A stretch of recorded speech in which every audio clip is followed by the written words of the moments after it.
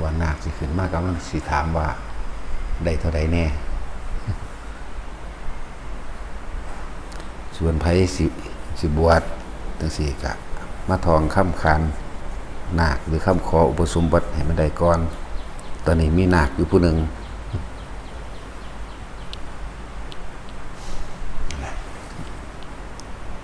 คนที่ไปฟังธรรมมาแล้วก็จดจำหรืออ่านมานิดๆหน่อยๆหรือฟังมาจากสื่อต่างๆสิเวลาเห็นหมู่พระเห็นภิกษุสงฆ์สามเณรเฮ็ดจังแบบนั้นแบบนี้มักสิค่อยตำหนิหรือเว้ากระทบกระทั่งดูหมิ่นประมาทเนี่ยพระต้องอย่างนั้นอย่างนี้ก็คิดเอาโดยบ่ได้หารู้ว่าพระวินัยเป็นจังใดและส่วนมากก็สิบังคับให้หมู่พระสงฆ์องค์เจ้าทั้งหลายเฮ็ดไปตามที่เจ้าของฟังมานำตำรานั่นแหละจังว่าหลายๆอย่างที่เฮาบ่ให้ตอบโต้ในสื่อต่างๆบ่ต้องไปตอบโต้บ่ต้องไปอธิบายใดๆทั้งสิ้นเขาบ่ได้มาคลุกคลีเขาบ่ได้มามีประสบการณ์อีหยังกับพวกเฮาเขาก็สิเว้าไปตามที่เขาคิดว่าแบบนั้นแบบนี้ในหนังสือในตำราที่เขาเอามายกอ้างบอกว่าแต่ละคนเด้อเวลาเขาคอมเมนต์อีหยังเข้ามาดีหรือร้ายก็อยู่ซื่อๆโลดบ่ต้องไปตอบโต้แต่หลวงพ่อเองก็ยังบ่ตอบทุกคำถามบ่ตอบมันก็เพราะสำนันแหละนะเขาบ่รู้จักพระวินัยเขาบ่รู้จักข้อวัดปฏิบัติต่างๆของหมู่ภิกษุสงฆ์แท้ๆหรอกเหมือนกับเขาพยายามที่เอากฎหมายมาควบคุมพระเดี๋ยวนี้แหละเขาบ่รู้จักดอกเหมือนกับการว่าพระใส่เงินบ่เหมาะสมบ้างหรือเงินทอนวัดหรือเอาไปให้โบนัสมื้อนี้เขาบ่ได้ฮู้ว่าทั้งหลายเหล่านั้นได้มาโดยศรัทธาหรือเรียกว่าพระเป็นพนักงานของรัฐจังซี่ที่เฮาเบิ่งมาแล้วน่าสลดใจสงสารพวกที่พยายามจะเอากฎหมายเข้ามากดขี่ข่มเหงหมู่พระภิกษุสงฆ์นั่นแหละแต่ว่าพระ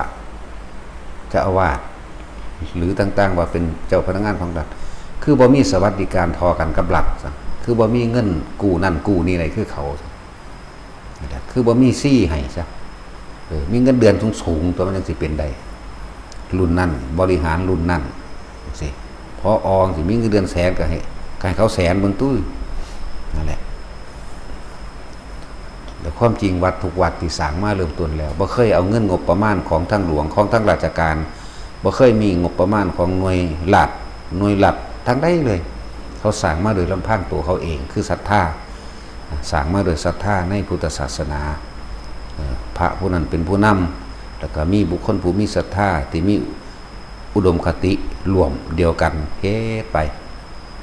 นั่นแหละจังว่ามันบ่บวชมันบ่รู้จักความละเอียดละออในพระวินัย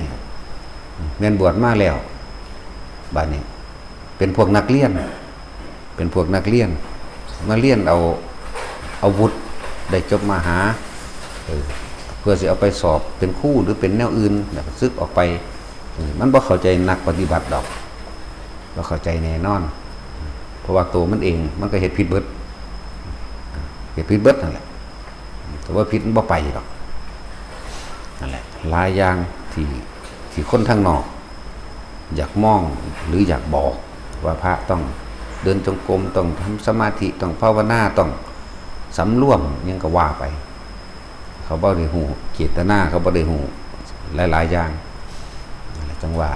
หรือว่านี่น้อมเข้ามากับบุคคลที่อ่านมาแล้วก็พยายามเที่ยวเป็นนักล่าหาอาจารย์หรือเป็นนักล่าหาข้อตำหนิอะไรก็มีเยอะแยะเลยนั่นแหละเมื่อเข้ามาแล้วก็สมมติว่ามีศรัทธาเข้ามาบวชแล้วก็ต้องอันดับต้นแรกก็ศึกษาพระวินัยให้ดีซะก่อนมันที่เป็นแบบใดอย่าเพิ่งเอายอดมันมาตำหนิกัน อย่าเพิ่งเอาคำว่าโสดาสกิทาคานาคาอรหันต์อย่าเพิ่งเอาพระในตำราในตำนานมาเบาเอาตัวเองซะก่อนนะพระองค์นั่นแบบนั่นแบบนี้มักสิยกอ้างพระศิริบุตรพระโมคคัลลาพระอานนท์พระแต่ละอันแต่ละองค์พระมาคมพวกภิกษุปัจจุบันนั่นแหละหรือสำหรับคนที่ว่าอยากมีศรัทธาบวชทำแล้วเอาตั้งใจเฮ็ดคือเจ้าของบ่ไว้ดูบัดนี้นะตั้งใจเฮ็ดที่เจ้าของคิดเอาไว้คิดไว้หรือค่อยตำหนิหมู่ภิกษุสงฆ์ว่าต้องเฮ็ดแบบนั้นเฮ็ดแบบนี้เอาที่ตัวเองตั้งเอาไว้นะเฮ็ดตามที่ตัวของอยากให้เขาเฮ็ดมึงดูบัดนี้นะนั่นแหละจังว่าหลายๆอย่างที่บ่ให้ตอบโต้มันสิได้เนาะได้แต่มันด่าโลดมันบ่รู้จักหยังดอกประสานอยู่ในบ้านนะจังว่าพวกการสืบศาสนาจริงๆคือการสืบโดยบุคคลนะสืบทอดศาสนาจริงๆเลยศาสนาบุคคลมีวัดเป็นร้อยวัดก็สร้างบ่แม่นตัวสืบนั่นเป็นเครื่องส่งเสริมหรือสนับสนุนหรือเป็นสโลบายซื่อถ้าพระดีองค์เดียวมีพระดีองค์เดียวสามารถสร้างวัดได้เป็นร้อยวัดพระดีองค์เดียวสามารถสร้างเจดีย์ก็ได้สร้างพระพุทธรูปปฏิมากรต่างๆก็ได้แต่บ่มีพระเดี๋ยวมันจะเอาหยังไปสร้างเพื่อรองรับอันใดนั่นแหละหลายๆอย่างที่เขา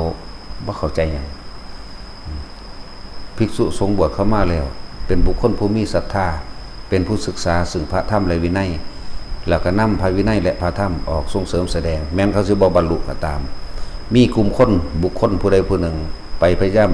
หาเรื่องให้เขาเจ้าผิดแล้วก็จับศึกออกไปไล่ยิ่งกว่าทำลายวัดถึง10,000 วัด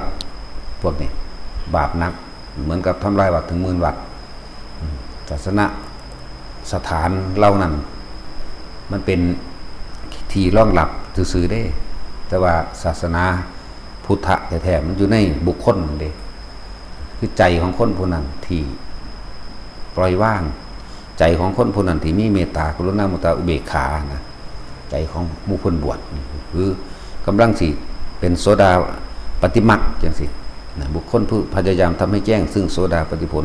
โสดาปฏิมรรคกำลังเฝ้าเรียนและศึกษาดีอยู่และฝึกฝนตนเองอยู่แต่ว่าโดยหลายๆอย่างที่คนบ่ชอบพอใจโดยส่วนตัวมั่งหรือหากฎหมายมาตำหนินั่นนี่มั่งเดี๋ยวไปพยายามบังคับเพิ่นศึกจังซี่บาปยิ่งกว่าทำลายวัดเป็นหมื่นๆวัดบ่ธรรมดาดิศาสนาบุคคลจึงสำคัญสุดคนที่บวชสืบมากเลยเอาคนได้เป็นผู้สืบทอดคำสอนต่างๆเอาคนที่ปฏิบัติดีแล้วออกมาถ่ายทอดสิ่งที่ตัวเองปฏิบัติมากแนบกับตำราพร้อมควรคนทางนอกมีแต่ตำรานะกับฟังมากเลยนะสั่นว่าพวกเฮาบวชเข้ามาแล้วเคยตั้งใจไว้แนวใดก็เฮ็ดไปตามที่ตัวเองตั้งใจไปโลดอยากเดินจงกรมอยากทำสมาธิอยากเฮ็ดแบบนั้นแบบนี้เฮ็ดไปว่า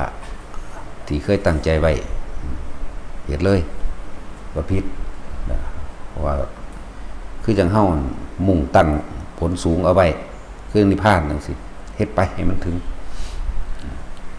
พวกว่าท่านได้บวชค่อยตำหนิก็มาบวชเบิ่งอยากรู้จักมันบ่แม่นของง่ายเลยถ้ามันง่ายคนกับบวชเอาแค่เปอร์เซ็นต์ของคนในประเทศนี่ก็ได้ดอกเปอร์เซ็นต์เดียวบ่หลายหรอกคน70 ล้านนี่มันบ่มีพอเปอร์เซ็นต์เด้มัน0จุดเท่าใด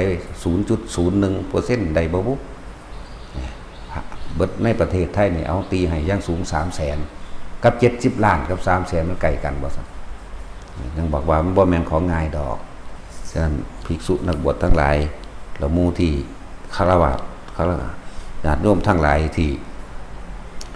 อย่าพึ่งก้าวตูอย่าพึ่งตำหนินะจังได้กับลูกหลานประเทศคนในประเทศเจ้าของนั่นแหละเวลาเกิดเหตุการณ์สู่รบตบมือมากมันก็จะได้สู่ซอยกันคือเก่านั่นแหละอย่าพึ่งไปเว้าอันผิดจังสั่นผิดจังซี่ที่พยายามที่สิไปเอาเขาถึกพยายามที่สิไปหาเรื่องใส่กันนะพวกหาเรื่องบ่ได้บวชนะ บทจริงๆมันต้องเบิ่งใจเจ้าของอยู่แล้วมันสิผ่ามันสิห่มผ้าเหลืองอยู่กับสร้างเฮาก็ถือว่าบ่ได้บวชเพราะว่าบ่สังเกตตัวเองบ่สังเกตความคิดเจ้าของไปค่อยจะผิดเพ่งโทษผู้อื่นพุ่นโดยที่ตัวเองคนจังซั่นมันสิละได้อีหยังมันบ่ได้ละได้เด้นั่นแหละเพิ่นก็บอกว่าให้ดูตัวเองเบิ่งตนเองอยู่หลายอย่างที่เขาบ่เข้าใจดอกเฮามันคุกคีในพระธรรมคุกคีในวินัยนี่บ่ทันได้สำเร็จหยังดอกหนังสืออันเป็นพระไตรปิฎกเนี่ยเฮาก็อ่านอยู่เรื่อยเปิดเบิ่งตัวนั้นตัวนี้อยู่เรื่อยจำบ่ได้เนี่ยความคิดมันบ่ได้ไปทำลายเบียดเบียนให้ผู้ใดเสียชีวิตทรัพย์สินมันสิไปไสคำว่าจิตใจมันบ่ได้ไปหาต้องการเป็นใหญ่กับไผหรือฆ่าไผแม่ทำนั้นแล้ว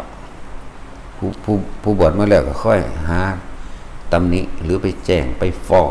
พวกเขาจะออกมาแสดงธรรมจังซี่หาว่ากิริยามารยาทบ่เหมาะสมหาว่าอวดคุณวิเศษหาว่าหลายๆหานั่นแหละคนพวกนั้นบ่ได้บวชเลย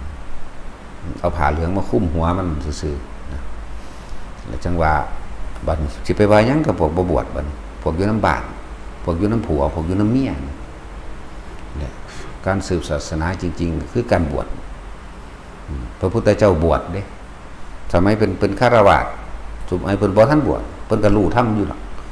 แต่ว่ามันสิแสดงออกได้บ่ล่ะไผสิเชื่อนั่นแหละว่าหลายๆอย่างที่เขาบ่เข้าใจหรอกพวกอันแอดมินหรือไผก็แล้วแต่พยายามวางจิตเป็นกลางคอมเมนต์ยกย่องสรรเสริญก็นิ่งไว้ด่าก็นิ่งไว้นิ่งไว้